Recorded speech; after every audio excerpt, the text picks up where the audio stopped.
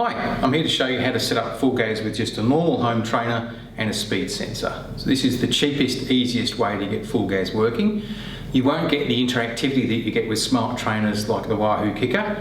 In other words, you won't get it feeling automatically harder as you go uphill and easier as you go down.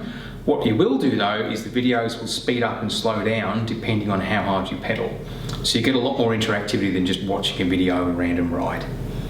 So we've got a Kurt Kinetic trainer here. We've got a Wahoo Blue SC speed and cadence sensor there, which doesn't need an ANT Plus adapter or anything like that because it transmits Bluetooth to an iPhone and ANT Plus to things like a Garmin head unit. What I've got here is I've got FulGaz plugged into a little thing called a Lightning to AV adapter that's produced by Apple. That means we can get the signal out of the phone and onto a TV. And an iPhone and a TV are the same aspect ratio, so the whole screen's filled up. You can also use just an iPad on its own or plug an iPad into an external computer monitor or TV. Next thing I need to do is jump on and get this whole thing working.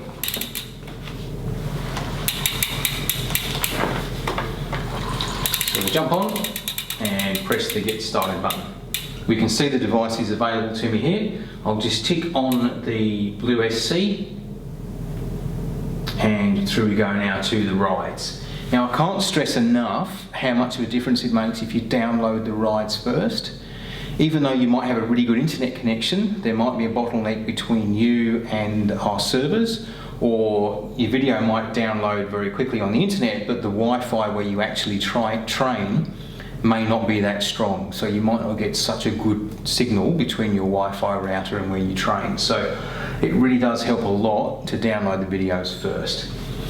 In this case, I've got a few downloaded videos saved in favourites.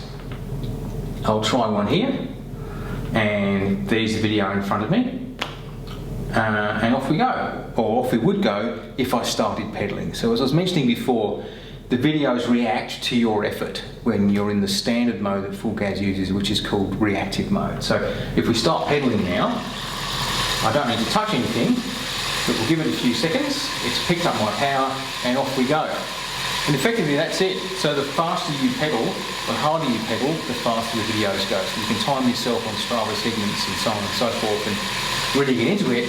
The difference is that when you want to go uphill, you need to change to a harder gear, not a lower gear like you will on the road. So it's the gear changing is the reverse it would be on the road to make it feel right, but it does work well. Once you get your head around that, it's a lot of fun. So yeah, enjoy it. That's how you use FulGaz with a normal home trainer and a speed sensor. It's also worth mentioning it's very important to choose the correct trainer or the nearest trainer to your actual trainer that you can. So here we've already selected the Wahoo Blue SC. That could also be a Garmin speed sensor and cadence sensor if you're using an ANT Plus adapter for those devices, that is. And the next thing we do is go through and choose the correct trainer. So just like in the video you've just seen, the Kurt Kinetic Cyclone is the first one on the list, which is the one that I need.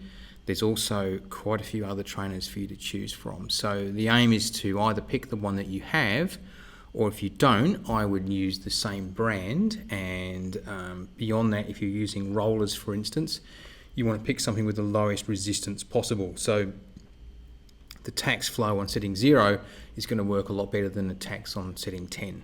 So it's worth doing a little bit of experimenting, and once you find something that seems okay, stick with that. So you pick one from the list, press done, and everything continues as you saw in the video.